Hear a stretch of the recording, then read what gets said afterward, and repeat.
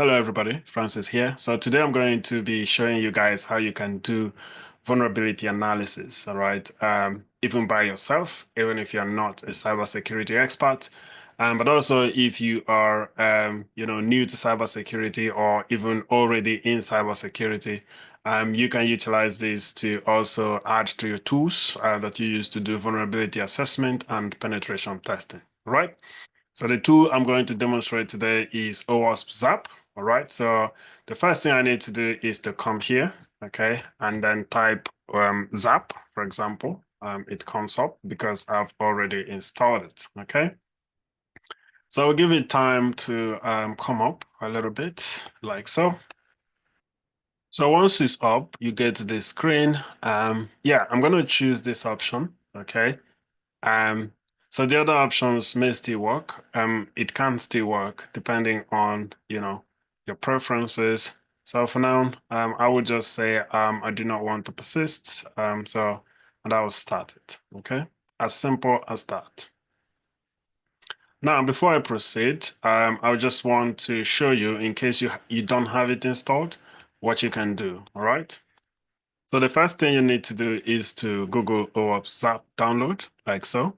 So a page like this would show up when you Google it, and you can just um, maybe use this one. And when you come here, you try to download for, you know, the machine you're using. So in this case, I'm using a Windows VM, and I'm just going to download, sorry, I'm using a Linux virtual machine. So I'm just going to download for Linux.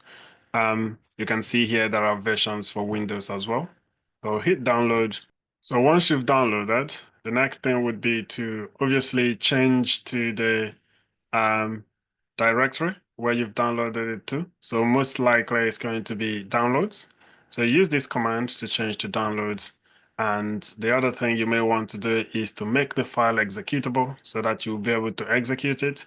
And for that, you use this command to, make it executable. And the file name here should be the name of the file that you've just downloaded. Okay. So once you've done that, the next thing would be just to run the file. Okay, so you run the file usually in Linux by this command, dot and then /, and the file name here should be the name of the file that you've downloaded. You're going to be then presented with this type of screen. Okay, so all you just need to do is then, follow the on-screen instruction, click next, and you will have it all set up. Okay, so once you've now installed it, all right, you get this kind of screen. Um, so to scan is pretty easy. What you can do is just say, um, let's perform this simple one, automated scan. Okay, and then you enter you know, the address of the resource that you want to scan. Okay. So I have to point out here that OWASP ZAP is an active scanning tool.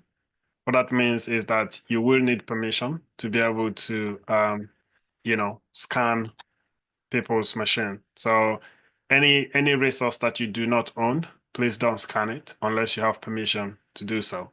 So in this case, we are assuming you want to maybe, for example, see the vulnerabilities on your own website, and then you have the permission to do so. So that's what we would like to do.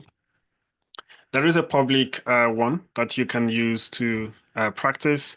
They've given people permission to perform a few scans on it. So it's scanme.nmap.org. So that's the one I'm going to use to demonstrate. And then I will just, when I'm done, okay, and I like the settings here. So there are options you can set here. So I can just, use these options and yeah, click attack when you're ready.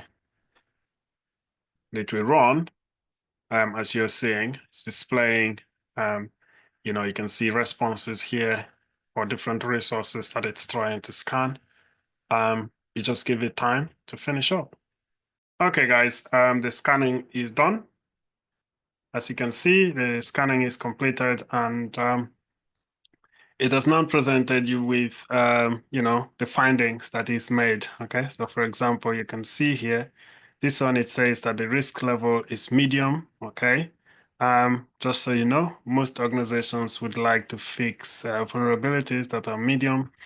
It goes on to try to explain what content security policy is all about, okay, which is the vulnerability, the type of vulnerability that it has found, okay.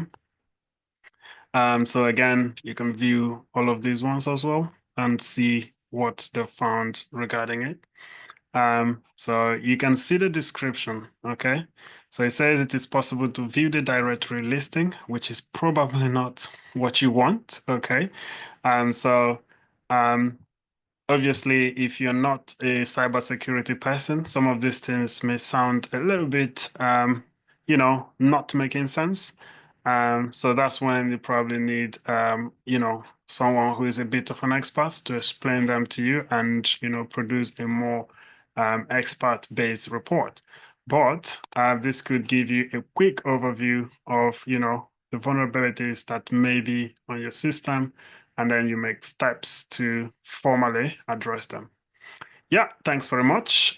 Consider subscribing. Cheers, everybody.